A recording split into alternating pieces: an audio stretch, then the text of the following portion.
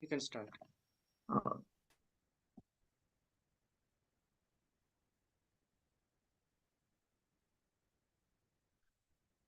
Om Namo Bhagavate Vasudevaya. Om Namo Bhagavate Vasudevaya. Om Namo Bhagavate Vasudevaya. Good morning, devotees. Today we are reading from Srimad Bhagavatam 3.15.33. That is Canto 3 and chapter 15, verse number 33. So let's get started with this particular text for today.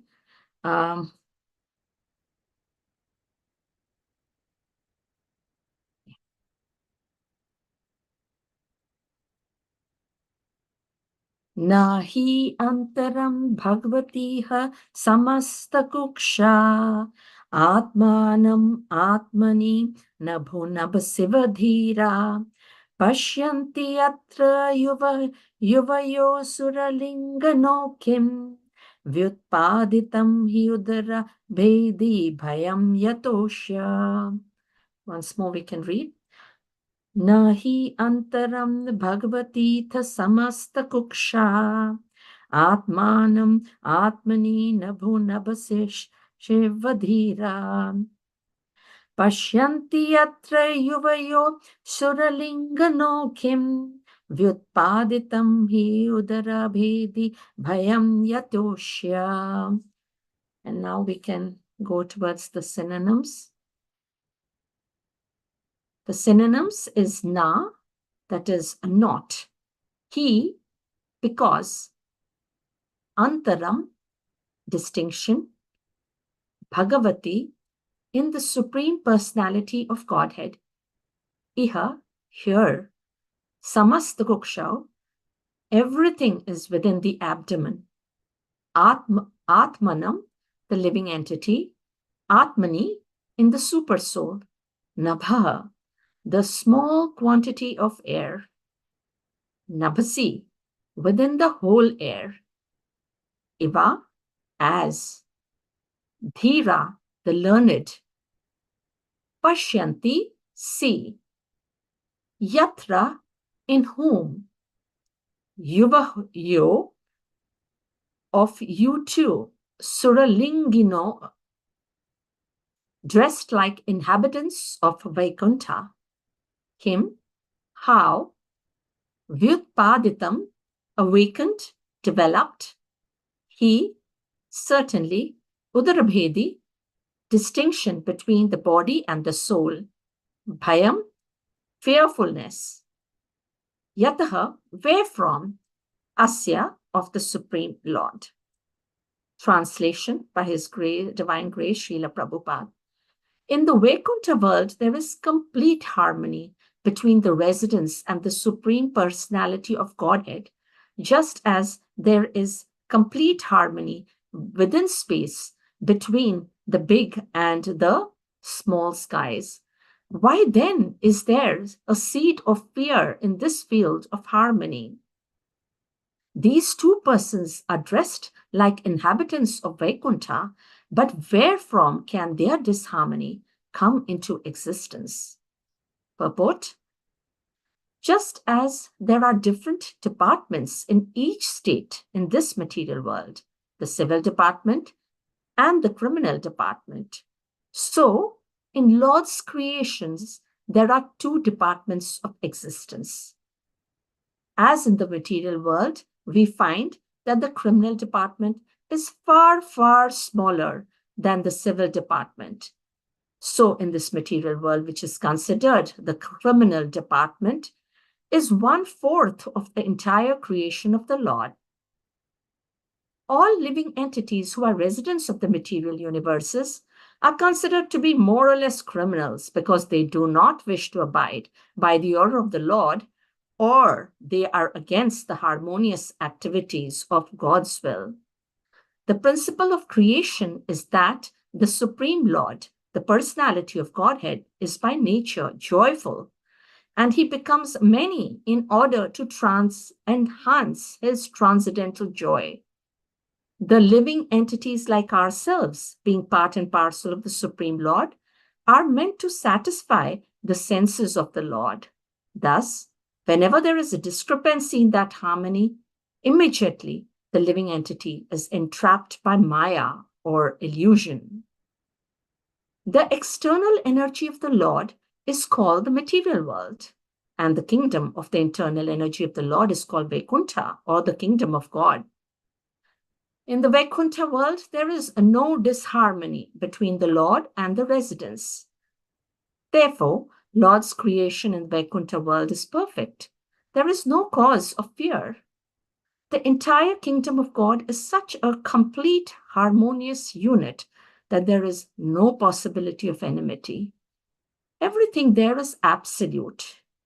Just as there are many physiological constructions within the body, yet they work in one order for the satisfaction of the stomach.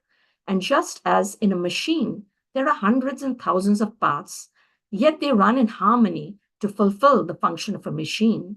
In the Vaikuntha planets, the Lord is perfect, and the inhabitants also perfectly engage in the service of the Lord. The Mayavadi philosophers or the impersonalists interpret this verse of Srimad Bhagavatam to mean that the small sky and the big sky are one. But this idea cannot stand. The example of the big sky and the small sky is also applicable within a person's body. The big sky is the body itself, and the intestines and other parts of the body occupy the small sky. Each and every part of body has individuality, even though occupying a small part of the total body.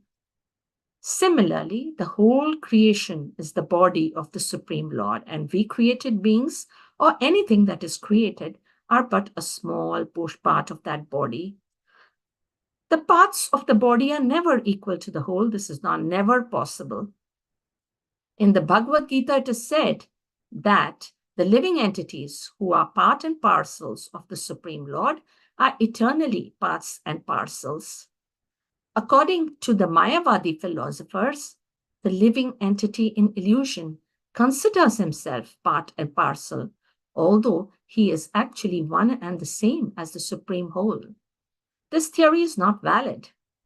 The oneness of the whole and the part is in their quality. The qualitative oneness of the small and large portion of the sky does not imply that the small sky becomes the big sky.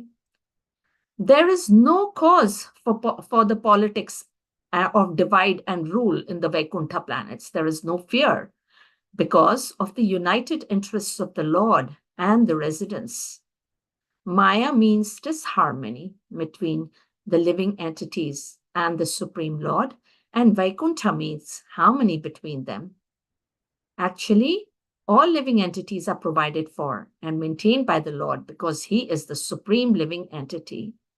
But foolish creatures, although actually under the control of the supreme living entity, defy his existence, and that state is called Maya.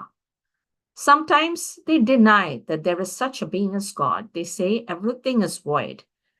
And sometimes they deny him in a different way. They may be a God, but he has no form. Both these conceptions arise from the rebellious condition of the living entity. As long as this rebellious condition prevails, the material world will continue in disharmony. Harmony or disharmony is realized because of the law and order of a particular place. Religion is the law and order of the Supreme Lord. In the Srimad Bhagavad Gita, we find that religion means devotional service or Krishna consciousness. Krishna says, "Give up all religious principles and simply become a soul surrendered unto me." This is religion. When one is fully conscious that Krishna is the supreme enjoyer and supreme Lord, and one acts accordingly, that is real religion. Anything which goes against this principle is not religion. Therefore, Krishna says, just give up all other religious principles. In the spiritual world, this religious principle of Krishna consciousness is maintained in harmony, and therefore that world is called Vaikuntha. If the same principles can be adopted here, wholly or partially, then it is also Vaikuntha. So it is with any society, such as the International Society for Krishna Consciousness. If the members of the International Society of Krishna Consciousness, putting faith in Krishna as the center, live in harmony according to the order and principles of Bhagavad Gita, then they are living in Vaikuntha, not in this material world. Okay, let's get started. Om Ajnanatimarandasya Jnananjana Shalakaya Chakshu Unmilitam Yena Tasmai Shri Guruve Namaha Shri Chaitanya Manobhishtam Sthapitam Yena Bhutale Swayam Rupa Kadamayam Dadati Swapadantikam Vanchakalpatarubhascha Kripa Sindhubhya Evacha Patitatanam Pavanebhyo Vaishnavebhyo Namo Namaha Jai Shri Krishna Chaitanya Prabhu Nityananda Shri Advaita Gadadhar Shivasadi Gaura Bhaktavinda Hare Krishna Krishna Krishna Hare Hare Hare Rama Rama Rama Hare Hare. So good morning, devotees. Hope you all are doing good. And so today we are reading from Canto 3, Chapter 15 and text number 33. And we have a fairly long purport today. We went through it. And there's several very wonderful points, actually, that Srila Prabhupada brings about in this purport, which is a reminder for us as to what we should do, to advance in our devotional service. So first, just wanted to give like a background for this particular verse. So this verse is actually the Kumaras who are entering into, Vaikuntha, going to the seventh gate. And of course, the Kumaras, we know that they are the firstborn sons of Brahma, and so they are the oldest. You can think that they are the oldest of all the living creatures. Okay, but how they maintain themselves? They maintain themselves as like eternally, as like 5-year-old children, like very, very, they look very young. And they reside in Brahmaloka, and they actually, what happened is they travel all over the material and the spiritual universe. And so first and foremost, they were originally impersonalists, but later on they became devotees of the Lord. So when this verse was actually happening, they were still impersonalists, but later on, we will see that when they meet the Lord, they become devotees of the Lord, when they smell the tulsi leaves from his legs. And then also we see from his feet, rather, not the legs, I would say from his feet. And then also we say they are like representatives of renunciation, they've given up everything. And another, they have also started the Kumar Sampradaya, or the Nimbaka Sampradaya. That's actually started by them. So this is just to give, of course, and they are Sanaka, Sanatana, Sanadana, and Sanat Kumar, so these are the 4 Kumaras. So this is just the background of, Kumaras in general. And what is happening over here is that the Kumaras are very, very happily actually entering the Vaikuntha, and they are very, very eager to see the Lord. And, they have this feeling of overwhelming happiness that they are going to actually see the Lord. And so they pass through 6 gates, without any obstruction or anything. And then when they come at the 7th gate, they see that there are 2 effulgent beings, who are like, who look like actually who are the guards, they're standing right at the entrance of the 7th gate, and they are also dressed like other Vaikuntha, inhabitants, in the sense that they are a blackish blue, and they are very exquisitely dressed also, wearing like flower garlands and so forth, and and they're attractively dressed, but they are looking somewhat agitated. When they see the Kumaras, they look agitated. And so at first the sages don't notice, because they say that, why in the spiritual world there should be any disturbance? There really shouldn't be any disturbance. But when they try to walk to the seventh door, suddenly the guards, they slam their staffs, in front of them. And that's when, the Kumaras realize that they are not being let in through the seventh gate. 6 gates they went through without any obstacles. Now, seventh gate, they are being stopped.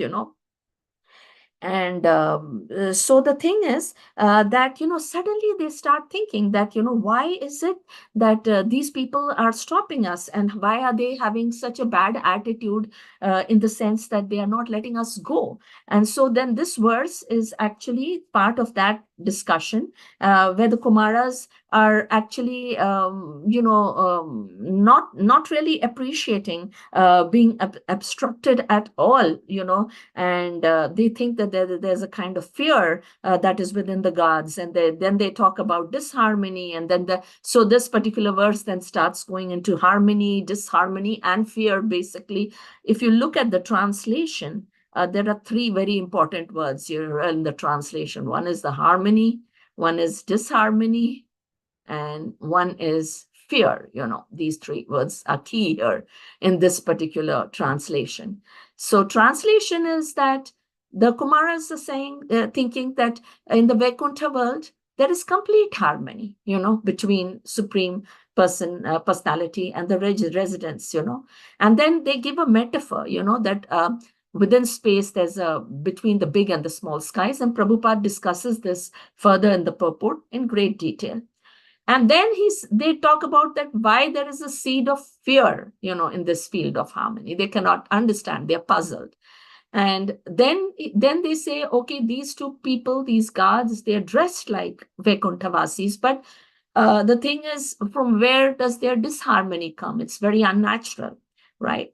So this is what the verse is about. What the Kumaras are getting really angry now, started getting angry, because, their intense desire to see the Lord is being thwarted. And then they start thinking in these lines. And Prabhupada, in his first paragraph, actually, of the purport, he talks about there being like 2 departments. Like in the material world, we have 2 departments, right? The civil department and the material and the criminal department. So if we see that our prison houses are very a small portion, they are not like a majority of the portion of the material world, right? They are a small portion. So the same thing, in the same way, the material world is actually a small portion of the entire creation. In fact, the material world we know is known as Ekapad Vibhuti, and the spiritual world is Tripad Vibhuti. Material world is only 1/4, right, of the Lord's creation. But here it's like we are considered more or less like criminals, because we did not abide at some point, like in the material world, people who are here did not abide with divine will and living in harmony with the Lord, which is why we are here, as kind of like how prisoners are there in the material world in prison, right? So, and then Prabhupada also in the first verse, he makes the point is that the Lord is actually joyful. And that is why he created us, and he, became many just to share the joy. Like, for instance, we are mothers and fathers. Why do we have children? In a way, we want to, also, increase, right? So that is why the Lord has so many, he's increased himself, but his nature is totally joy, and so what we are meant to satisfy the senses of the Lord. But instead, the problem is we start satisfying our own senses, and which is why we are in this material world. So when I'm actually looking at this, I got reminded of the story of Tulsi Das. We all know Tulsi Das was a very, very great writer, very great Ram Bhakt, right? And his birth was actually in some ways miraculous, because he was born with 32 teeth intact. And also, when he was born, or, when he was young, around that age, he was constantly, like, he was chanting Lord Ram's name, and that is why he was called Ram Bhola. And what happened was that, under his guru, he became very well versed in scriptures and spiritual and so on. But once he got married, he got very much attached to his wife, Ratnavali. He got very, very enamored and besotted by her, and everywhere she used to go, he would, he wanted to be there. He didn't want to even spend one day without her. And, his focus completely changed. And so one day when he had gone out, for some time, the wife's brother comes and says, you haven't visited your home, our home for some time, so please come. So she decides to go to maternal home, really. And when Tulsidas comes back and, he doesn't find her there, he's like, okay, where did she go? And then he finds out that she has gone there to the maternal home. And he crosses the river. There are like floods, and he takes a chance on his life and he crosses the river because he's so desperate to see his wife. And some say he even went on a dead body, actually. So I reaches around midnight, knocks the door. Wife opens the house, and she's so astonished to see Tulsidas in that bad weather, in that middle of the night, And in a way, she gets very angry. And she says, you are so much attached to this bag of bones and flesh, which is temporary. And if only you were that attached to Lord Ram, then, by now you would have attained perfection and you would have become totally blissful. And instead, you're wasting your time, And so he at once realizes his mistake. He was a realized being, actually. So he does realize, his mistake. And so he becomes a renunciate, goes all over North India traveling about Lord's name. And we know that he goes on to write the Ramcharitramanas, Hanuman Chalisa, very good Ram Bhakt. So the moral of the story is the first thing was that he was in disharmony. Why? Because he's after temporary things. He's not, he's given up the harmonizing his will with the divine. But after his wife reminds him, he becomes in total harmony, and then he becomes a bhakta of the Lord. So that is how, we should also lead our life. It's like we should, I'm not saying that necessarily become an renunciate, but the harmonize with the divine will is what is the important thing over here. And then also it is said over here in the second paragraph, it is said that actually in Vaikuntha, everybody is in harmony with the Lord. Everybody is in complete bliss because everybody knows that they have to serve the Lord, and they do it very willingly, and they do it joyfully. And just like Prabhupada gives the example that, how intestines is one part of the body, serves the entire whole. That is how it is in Vaikuntha, right? And then, of course, the next paragraph, Prabhupada goes and says that he's actually putting down the impersonalists, because he says impersonalists think that they are, that everything is kind of Maya, and that, they do not believe that they should be serving the Lord.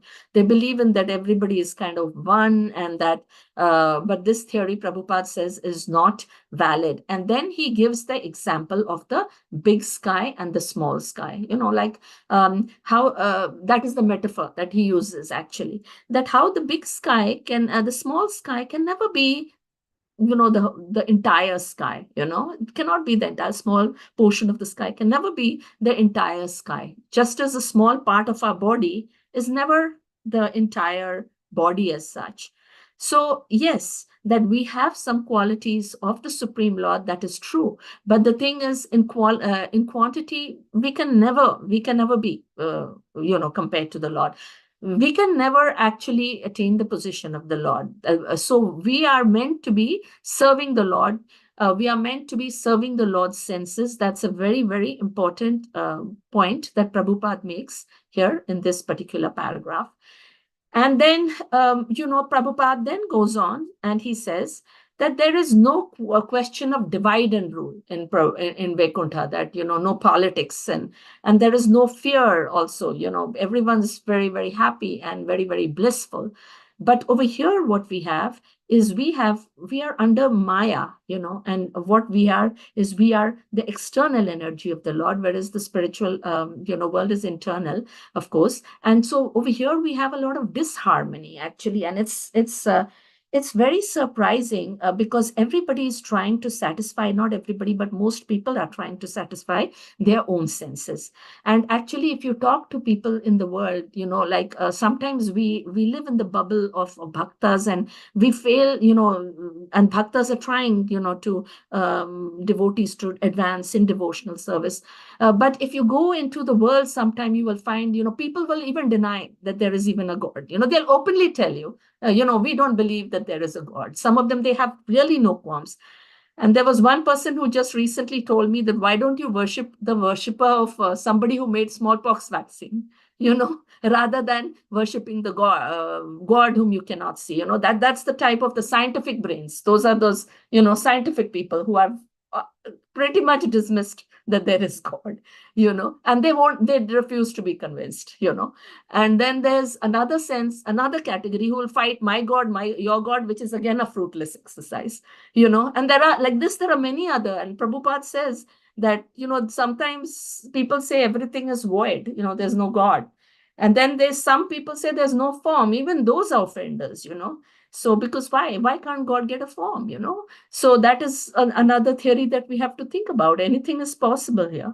So that is what. But you will find a lot of rebellion, in the material world, actually, and even we as bhaktas have to be very, very careful. I was just thinking, we keep praying, that give me this, give me that. Really, we need to remind ourselves that, Lord, whatever is your will and for whatever is good for me, give me that, or the prayers of our acharyas. We want like our will to be done, even we have to be very careful on those points, small little points in our devotional service too, that Lord, according to your will, that's the how we have to go to in small points, we have to pay attention to this.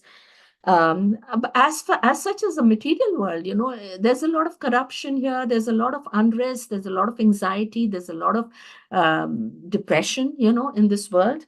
And so recently I was reading in the University of Oslo and Norwegian Academy of Sciences. They have determined that there are much upward than 14,000 wars, since 3600 BC. And they say that only 5% of the time there's relative peace in the world. That too relative, like, there's only 5%. So that's what, this place is a place of unrest. And the last verse, of course, Prabhupada is, actually going with Bhagavad Gita. Bhagavad Gita now is a book of harmony. How Arjuna starts off in disharmony without being, in according to Lord Krishna's will, but later on, he goes on to a position of harmony because he reconciles and he goes along with Lord Krishna's will. Then he accepts everything that Lord Krishna says. And therefore, Bhagavad Gita in the end turns out to be, book of harmony, because Arjuna says, in verse 18.73, that my dear Krishna, oh infallible one, my illusion is now gone. I have regained my memory by your mercy. I am firm and free from doubt, and I'm prepared to act according to your instructions. So now he has become in harmony with the Lord. And Prabhupada, towards the end, he says, give up all religious principles and simply become a soul surrendered to me. That is what Lord Krishna said, right? And that is why even in this material world, Prabhupada makes the point, even if wholly or partially we do that, display, then it will be like Vaikuntha. And how the Krishna conscious movement is trying to do that. So this was what was discussed in the verse as such. And coming back to the verse, of course, in high-level summary, it's talking about complete harmony in the Vaikuntha planets, and the Kumaras are wondering where from this fear is coming from, because fear only comes about when you see difference, but really there shouldn't be difference in the Vaikuntha planets. So they are thinking where from this fear has come about, and how come the disharmony in this has come into existence. So this is what the Kumaras are thinking. So I think that's about it for today. And if you have any comments or anything else, can you you can feel free to put your opinions at this point. Hare Krishna Mataji. Pranam. Hare Krishna Mataji. Yeah, you always come up with some nice anecdotes, historical anecdotes.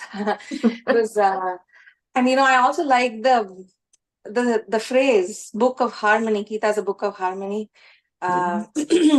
because many people out there have this notion that Arjuna didn't want to fight and Krishna made him fight. That kind of a thing. So that was very nice. The outcome of it. Yes. How was it before and how was it after? So that I like very much. And this other thing that stood out was the story of Tulsidas was so much similar to Bilva Mangal Thakur's story too. How he meets the prostitute and she also reprimands him. How he flows down, swims across the raging river over dead bodies, climbing up ropes of snakes and land. So yeah, of course, they're all great personalities and they're doing whatever for our as a lesson for us. So thank you very much. Yeah. Oh, thank you for your comments, Mataji. Any other comment?